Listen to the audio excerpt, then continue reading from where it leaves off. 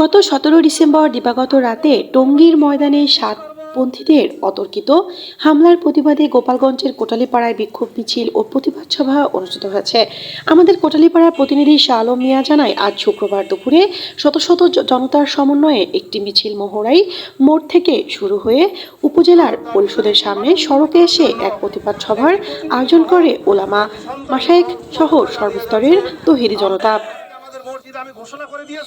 উক্ত প্রতিবাদ সভায় সভাপতিত্ব করেন মুফতি মাসুদুর রহমান।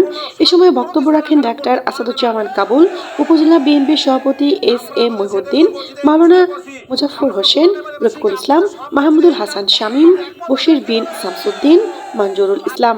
অন্যদের মধ্যে বিভিন্ন দ্বীনী শিক্ষা প্রতিষ্ঠানের শিক্ষক, শিক্ষার্থী, ইমাম, মুয়াজ্জিন সহ নানান শ্রেণী পেশার মানুষ উপস্থিত ছিলেন।